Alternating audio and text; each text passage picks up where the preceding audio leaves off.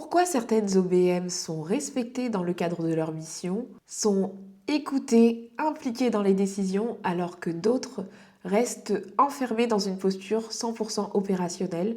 La différence ne tient qu'à un mot, la posture. Bienvenue dans cette vidéo, je suis Marielle, mentor et formatrice pour Online Best Manager et aujourd'hui on va parler de posture. Si tu as fait tes recherches sur le métier d'OBM, que tu es tombé sur quelques vidéos, des articles de blog, etc., le terme posture revient souvent. On te dit donc que le cœur de ce métier c'est la posture, c'est ce qui va te distinguer par exemple d'une assistante virtuelle ou d'une autre posture freelance qui va être opérationnelle.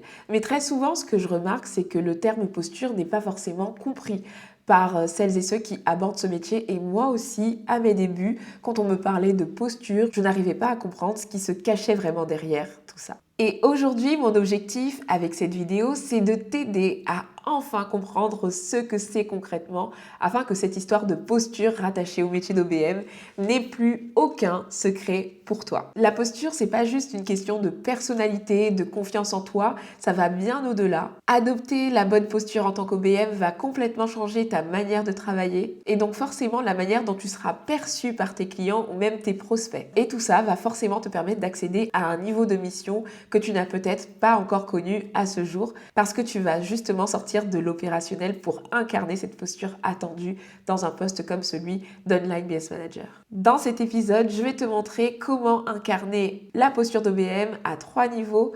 Le premier niveau, ça va être au niveau de tes soft skills. Le deuxième niveau, ça va être au niveau de tes hard skills, donc des compétences. Et le troisième niveau, ça va être au niveau de ton positionnement dans ta relation avec tes clients. À la fin de cette vidéo, tu vas savoir si tu es déjà lancé, si tu as la bonne posture ou pas. Et si tu n'es pas encore lancé, tu sauras vers quoi tendre pour accéder à des missions vraiment premium. Alors c'est parti, commençons par les soft skills. Les soft skills, ce sont toutes les compétences, les comportements qui sont rattachés souvent à un métier. On va parler par exemple de créativité, d'organisation. Ce ne sont pas des compétences tangibles où il y a un livrable vraiment à la clé, mais on va parler vraiment de comportement, de façon d'agir. Donc au niveau des soft skills, très souvent d'ailleurs, quand on parle de posture, on réduit ça à des soft skills. Et comme je te l'ai annoncé au début de cet épisode, on va aller bien au-delà parce que tout à l'heure, on va également challenger les compétences et le positionnement. Mais c'est vrai que les soft skills font une grande partie du travail en termes de posture. Et pour te parler de la posture attendue au niveau de tes soft skills en tant qu'OBM, j'ai sélectionné 6 soft skills qui vont tout simplement t'aider à incarner vraiment ce rôle de bras droit, de conseil, de pilotage au sein d'une entreprise. Le premier soft skill, c'est l'assertivité. L'assertivité, c'est la capacité à dire les choses de manière très claire, sans agressivité et sans évitement. Et franchement, en tant qu'Online Best Manager, j'ai été amenée à pratiquer ce soft skills régulièrement. Dire par exemple que vous n'êtes pas d'accord avec un choix lors d'une réunion, une priorité qui a été décidée. Recadrer un client qui part dans tous les sens, savoir lui dire la vérité, lui dire qu'il est en train de s'éparpiller, lui dire que les choix qu'il est en train de faire peut-être, ce sont des choix qui font reculer sa vraie vision parce qu'il doit aller dans une zone inconfortable. Poser des limites sur son rôle, recadrer un freelance qui part un peu en cacahuète. L'assertivité, clairement, va t'aider à incarner ton rôle d'OBM.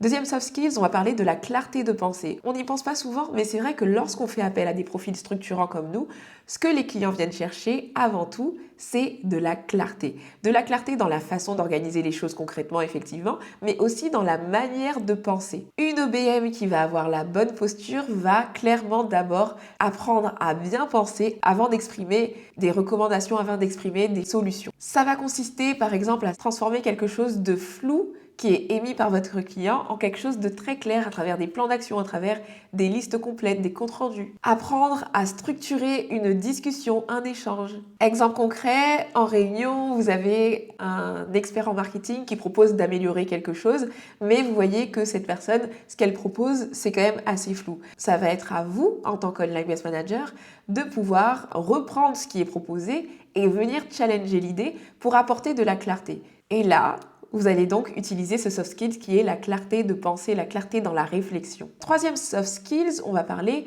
de la capacité d'analyse. Avoir un esprit d'analyse, c'est indispensable pour être une bonne OBM et pour avoir la bonne posture, parce que justement notre rôle n'est pas juste de réceptionner les demandes, réceptionner les informations lors d'une réunion et puis les exécuter. On est là pour les analyser, on est là pour les challenger, on est là pour comprendre les choses.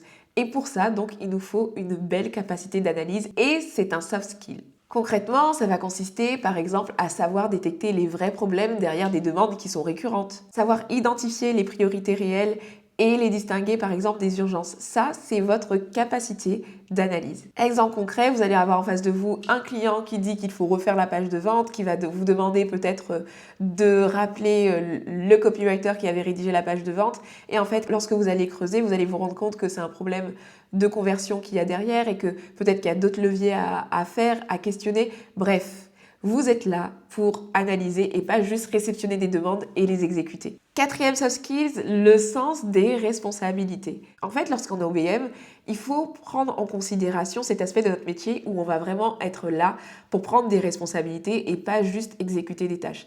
D'ailleurs, c'est en partie cette posture-là qui fait qu'aujourd'hui, on est légitime à facturer un peu plus certaines missions parce qu'on ne va pas se contenter de faire ce qu'on nous demande, mais on va prendre des responsabilités à des niveaux qui vont parfois avoir un impact sur le développement de l'entreprise. Bien sûr, l'OBM ne va jamais prendre les décisions dans son coin, mais clairement, elle va contribuer aux réflexions, elle va prendre la responsabilité du pilotage d'un projet, elle va prendre la responsabilité de piloter un recrutement, etc. Et ça, ce sont des responsabilités à prendre et tout le monde n'est pas câblé effectivement sans ces soft skills-là de prendre des responsabilités. Il y a des personnes qui n'aiment pas ce genre de posture où la responsabilité est sur les épaules, mais il faut savoir que pour un rôle comme celui d'Online Guest Manager, c'est juste indispensable. Des exemples de prise de responsabilité, voici où ça bloque, voilà ce que je propose, voilà ce qu'on peut faire, voilà ce que je te recommande. Tout ça, c'est prendre ses responsabilités vis-à-vis des choses et pas être complètement passif. Et d'ailleurs, quand on parle de passivité, ça m'amène à la cinquième soft skill que je voulais vous présenter, c'est tout simplement la proactivité, parce que la proactivité est le cœur de notre métier. Je ne vous dis plus le nombre de fois où j'ai parlé à des entrepreneurs qui me disaient qu'ils ne comprenaient pas pourquoi leur bras droit n'était pas plus proactif. Que normalement, justement, quand elles voient ma façon de communiquer autour du métier, elles se disent que c'est un poste qui devrait normalement les décharger de certaines réflexions. Mais quand vous avez une OBM qui ne prend pas vraiment sa place, eh bien ce qui se passe, c'est qu'elle va rester dans une posture non proactive. Elle va faire des missions d'OBM, elle va faire des rétro-planning, mais s'il n'y a pas de demande, si elle n'est pas drivée, elle ne va pas faire grand-chose. Donc ça, c'est une OBM qui n'embrasse pas sa posture. Et alors, à travers la proactivité, l'idée, c'est de ne pas vivre dans les business dans lesquels vous êtes en réaction. Vous êtes à chaque fois, normalement, dans l'anticipation. Je ne suis pas en train de vous dire que vous devez tout anticiper. Vous ne savez pas tout en tant qu'Online Guest Manager. On n'est pas des Wonder Woman, on n'a pas des super pouvoirs. Mais l'idée, c'est d'être dans cette dynamique où vous êtes dans de la proactivité et vous savez que vous n'êtes pas sur un poste où vous allez être en réaction. Donc l'idée, c'est de prendre les devants, c'est d'identifier les signaux même quand ils sont faibles au début. Lorsque vous avez, je sais pas, des petits trucs, vous repérez des choses sur le terrain, vous savez que ça peut mener à telle chose, donc vous anticipez, vous en parlez en réunion, vous en parlez aux dirigeants, etc. Ça, c'est un point clé de la posture d'OBM. Et puis la dernière soft skill dont je voulais vous parler par rapport à la posture d'OBM, c'est la gestion des émotions. On n'y pense pas souvent, mais c'est un élément clé et vraiment, en étant OBM sur le terrain, j'ai remarqué que c'était vraiment quelque chose qu'il fallait pratiquer. Moi, c'est une compétence douce que j'ai dû vraiment apprendre à travailler parce que certaines ne sont pas innées, hein, on est d'accord. Je suis en train de vous parler des standards attendus, mais l'idée, c'est qu'aujourd'hui, lorsque vous regardez cette vidéo, peut-être que vous ne cochez pas toutes les cases, mais que vous ayez le réflexe de vous dire que la posture attendue, c'est ça et c'est ce vers quoi vous devez tendre. Par exemple, moi, au niveau de la gestion de mes émotions, c'était pas forcément le cas. Concrètement, peut-être que là, vous ne comprenez pas ce que je veux dire au niveau de la gestion des émotions, mais par exemple, ça va être de ne pas se braquer face à une critique, de ne pas surréagir à un message, de savoir rester stable même dans le stress, dans des périodes de lancement où les résultats ne suivent pas, quand il y a une grosse erreur qui vient un peu de quelque chose que vous avez fait. Tout ça, ça fait partie du métier et vraiment, gérer ses émotions, c'est hyper important parce que ça peut complètement faire capoter une relation avec votre client, ça peut vous faire passer de quelqu'un de très professionnel à quelqu'un qu'on voit en fait comme étant fragile finalement dans sa capacité à gérer une solution. Clairement, il y a des personnes qui vont fuir au lieu de prendre leurs responsabilités face à un truc. Et donc, la gestion des émotions, c'est hyper important. Parce que oui, en tant que freelance, parfois, on peut avoir des critiques sur notre travail. Même moi, j'ai beau être compétente, j'ai beau travailler sur mes compétences, j'ai beau bien faire les choses. Parfois, j'ai été critiquée sur une façon de procéder, sur quelque chose que j'avais oublié. Et c'est très important de ne pas prendre les choses personnellement. Et je dirais même que c'est une compétence à bien gérer lorsqu'on est entrepreneur tout court. Parce que parfois, on va être face à des choses qui ne vont pas aller dans notre sens. Et si émotionnellement on est en vrac, on ne peut plus piloter le bateau, on ne peut plus être celle qui tient la barque, on ne peut plus être celle sur qui on compte pour mettre de l'ordre dans le chaos. Donc vous allez être en tant qu'OBM face à des personnes qui vont avoir peut-être des émotions en vrac durant les lancements, on va y avoir des périodes de stress. Et c'est à vous d'être un peu l'élément tampon qui va tempérer un peu les choses. C'est une grosse responsabilité, je ne dis pas que vous serez capable de le faire rapidement, mais avec l'expérience, une OBM senior doit pouvoir exprimer vraiment cette compétence parce qu'elle est vraiment clé, je m'en rends compte encore plus aujourd'hui. Alors en conclusion, on pourrait aller dans d'autres soft skills. Là, je vous en ai présenté 6 qui me semblaient hyper pertinentes pour vous challenger au niveau de la posture, mais ce qu'il faut comprendre, c'est que tant que vous ne tendez pas vers ces soft skills, en fait, vous serez perçu comme quelqu'un qui a un profil d'exécutant. Et lorsque vous allez commencer à incarner tout ce que je viens de vous présenter là en termes de soft skills, votre valeur ajoutée va prendre un niveau que vous n'allez même pas comprendre. Moi, je sais que ce genre de soft skills, c'est ce qui va vous rendre indispensable vraiment sur le terrain. Parce qu'on va voir là tout à l'heure, justement, dans cette seconde partie, la partie compétences, vous pouvez très bien avoir des compétences, donc les hard skills, des compétences dures de terrain qui sont très pratiques avec des livrables. Mais si elles ne sont pas complétées de soft skills qui permettent de vraiment faire la différence, en fait, vous allez juste être une compétence parmi tant d'autres. Et en tant que freelance, vous n'allez pas vous démarquer. Donc, première étape, misez sur les soft skills. Deuxième partie, en termes de posture, on va voir ensemble comment développer une posture d'OBM à travers des compétences. Et là, l'idée, ça va être de faire un shift. Parce que oui, la posture se transmet aussi à travers des compétences. Lorsqu'on veut avoir une posture d'OBM, on va dépasser le stade des compétences qu'on peut avoir typiques. Et pour ça, je vais vous présenter à chaque fois la compétence type et ensuite la version de compétence qui va être challengée vraiment pour incarner la posture d'OBM. Par exemple, faire un rétro-planning, ça peut paraître bien sur le papier, on va dire que c'est ce que fait une OBM, mais en réalité, une OBM qui a la bonne posture va piloter un projet de A à Z. Elle va prioriser, elle va arbitrer, elle va répartir les tâches. C'est ça le pilotage. Vous ne faites pas juste des rétro-plannings, vous pilotez un projet de A à Z. Vous allez réajuster, vous allez gérer les deadlines, etc. Compétences opérationnelles, rédiger un rapport d'audit. Compétences version posture d'OBM, être capable de transformer cette analyse d'audit en un plan d'action clair et surtout priorisé, justifié, accessible aux dirigeants. Donc là, c'est là qu'on monte en gamme parce que tout le monde est capable peut-être, aujourd'hui même ChatGPT, peut vous aider en fait à faire des comptes rendus des rétro-plannings. Mais votre rôle, ça va être de prendre en compte justement la lecture complète de l'entreprise et adapter vraiment le compte rendu de votre audit avec des notions de priorité, savoir tellement maîtriser comment le dirigeant fonctionne que vous allez pouvoir mettre en avant les arguments qu'il faut pour qu'il puisse prioriser cet aspect-là, etc. Compétences basiques, créer un tableau de suivi. Compétences version OBM, mettre en place un système de pilotage clair et compréhensible pour l'ensemble de l'équipe. On n'est pas juste là pour créer des espaces Notion, pour créer des tableaux ClickUp. On est là pour créer des systèmes durables. Et c'est ça qui fait la différence entre une compétence basique opérationnelle versus une compétence où on incarne vraiment la posture. On continue. Organiser une réunion. Bien sûr, une assistante peut organiser une réunion. Mais en tant qu'OBM, comment vous allez faire la différence si vous êtes celle qui organise et pilote les réunions? C'est que vous êtes là pour cadrer la réunion. Et pas en termes de timing, mais en termes de décisions qui sont prises. Quel est l'objectif de la réunion? Quelles décisions doivent ressortir de cette réunion? Vous devez juger la pertinence de la réunion. Et au-delà même de la seule réunion qui est planifiée, en tant qu'OBM, vous êtes celle qui doit pouvoir avoir une visibilité sur toutes les réunions récurrentes et vous assurer qu'il y ait un vrai système, une vraie routine de pilotage à travers les réunions pour vous assurer en fait que les réunions qui sont faites sont vraiment des réunions pertinentes. C'est là où vous allez faire la différence. Un dernier exemple pour la route, on va parler de créer un process. Tout le monde se dit que oui, en tant qu'OBM, je crée des process. Mais oui, mais si tu veux aller plus loin en termes de posture, tu ne crées pas juste des process en réalité. Tu vas utiliser les process pour structurer et optimiser le fonctionnement global de l'entreprise. Tu vas utiliser les process pour identifier des pistes d'automatisation. Tu vas utiliser les process pour valoriser l'entreprise sur du long terme, valoriser son capital.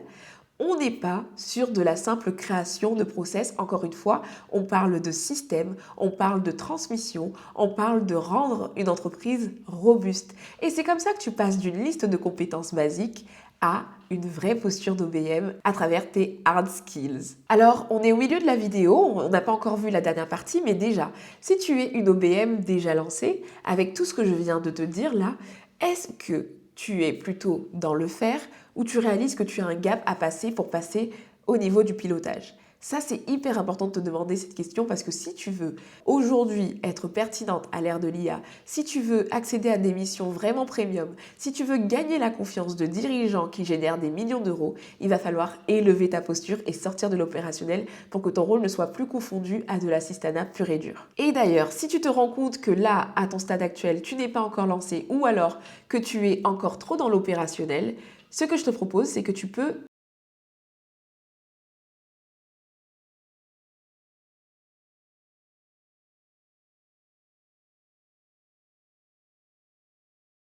n'hésite pas à le retélécharger si tu le souhaites. Je te l'ai mis en lien dans la description. Il va t'aider à comprendre concrètement les attentes vis-à-vis de ce rôle, les compétences clés et entre autres aussi le niveau de posture attendu. Alors n'hésite pas à le télécharger pour aller encore plus loin. Alors on arrive à la troisième et dernière partie de cette vidéo sur la posture parce qu'on va parler de votre positionnement relationnel.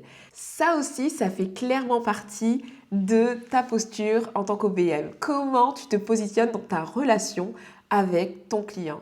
Et pour ça, on va voir 5 points. 5 points concrets pour passer d'une posture où tu crées du flou, où tu es en mode exécutante, versus une posture où tu vas vraiment incarner ce rôle d'OBM où on attend de toi une prise de responsabilité, une prise de hauteur. Premièrement, tu ne te vois pas comme une prestataire, tu te vois comme un partenaire. Et ça fait toute la différence.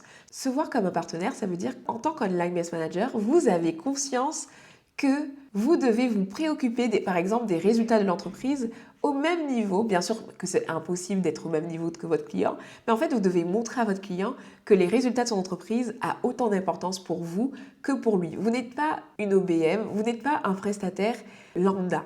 Vous êtes quelqu'un qui s'intègre dans son entreprise, une personne de confiance sur qui il va compter pour le pilotage de son entreprise et ça passe par ce côté où en fait vous vous voyez vraiment comme une partenaire. Et ça passe par le fait de mobiliser les différentes compétences qu'on a vues tout à l'heure, le fait de proposer des solutions, le fait d'identifier des risques, le fait d'aller chercher des résultats très concrets aussi et de mettre en place les ressources qu'il faut pour aller chercher ces résultats. En gros, tu n'es pas juste la queen de la structuration, tu dois pouvoir connecter la structuration aux enjeux réels du dirigeant et c'est là aussi que ta valeur prend sens. Deuxièmement, tu prends ta place. Lorsque vous ne prenez pas votre place en tant qu'OBM, vous ne parlez pas, vous ne participez pas aux décisions. Vous minimisez vos idées parce que vous avez peur qu'elles ne soient pas pertinentes. Alors que ce qui est attendu vraiment de vous, c'est de cadrer, c'est de proposer, même si vous êtes à côté de la plaque, entre guillemets, il ne faut pas avoir peur de se tromper et justifier par contre pour qu'elle puisse peser dans la balance, mais vous êtes là pour proposer. Donc, il faut prendre sa place lorsqu'on est OBM. Il faut assumer. C'est une posture où on attend ça de vous.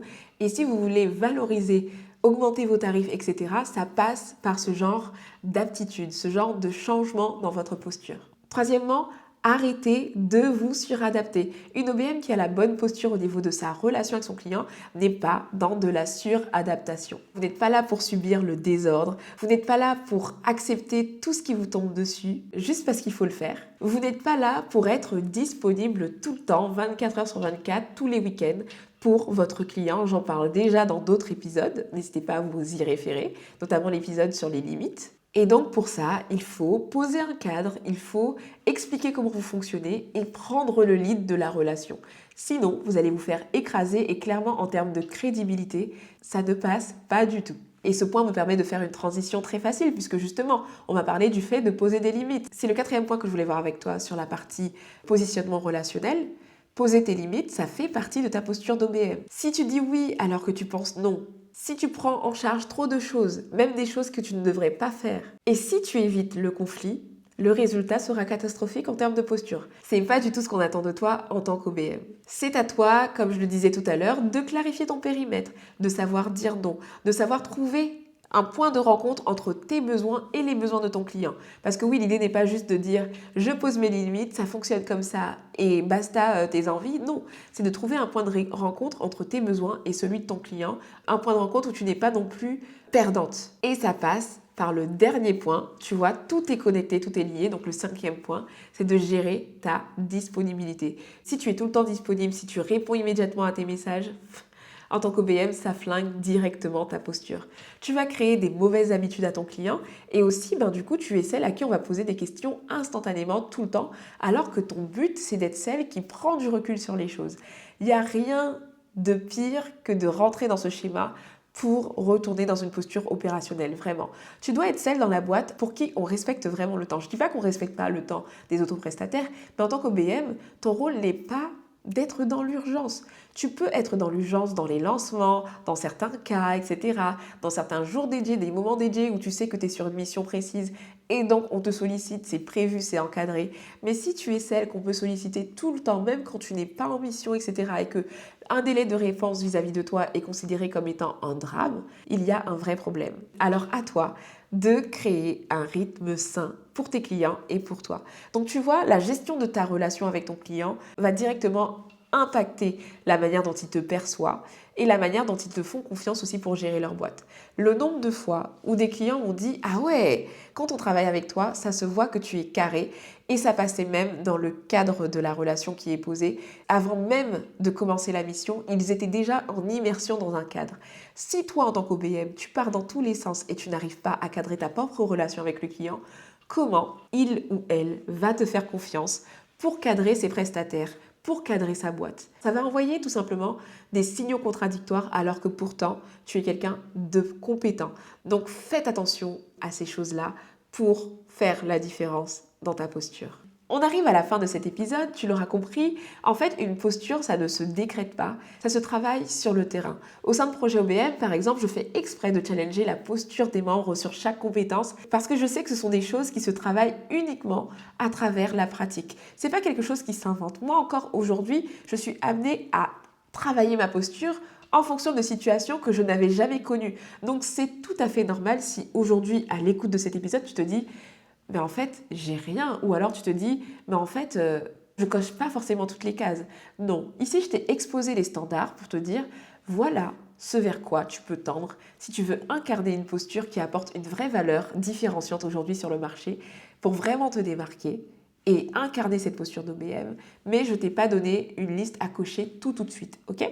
Donc aujourd'hui, je te donne un défi avant de terminer l'épisode, c'est que tu vas identifier un point ou 2 points dans les 3 catégories que je t'ai présentées sur lesquelles tu te sens challengé et vois comment tu peux travailler dessus. Que ce soit des points que tu peux travailler avec des missions si tu es déjà en mission, que ce soit des points que tu peux travailler même en solo. Exemple concret, même si tu n'as pas encore de mission en tant qu'OBM, tu peux très bien travailler ta capacité d'analyse dans ta boîte actuelle, même dans ta sphère privée, je vais aller très loin. Ton enfant vient de te demander quelque chose, essaye d'analyser la situation. Bon, cet exemple, j'avoue qu'il est un peu tiré par les cheveux, mais l'idée c'est de voir avec les moyens que tu as aujourd'hui, comment tu peux venir challenger ce soft skill, cette compétence, cette posture relationnelle que tu n'as pas encore pu incarner et voir comment tu peux concrètement changer la donne, changer la dynamique dans ce que tu fais aujourd'hui ou en vue de te préparer au rôle que tu aimerais incarner plus tard. Donc voilà, j'espère que cet épisode de podcast t'a aidé et que maintenant la posture d'OBM n'a plus aucun secret pour toi. D'ailleurs, si ce type de contenu te plaît, n'hésite pas à t'abonner à la chaîne YouTube ou sur la plateforme d'écoute de podcast sur laquelle tu écoutes l'épisode si tu n'es pas sur YouTube, parce que tu trouveras tout simplement sur cette chaîne YouTube des contenus similaires pour t'aider à comprendre le rôle d'OBM, incarner cette posture et saisir des opportunités qui sont à ta hauteur. Merci à toi d'être resté jusqu'ici, je te donne rendez-vous très vite pour un prochain épisode. Ciao ciao!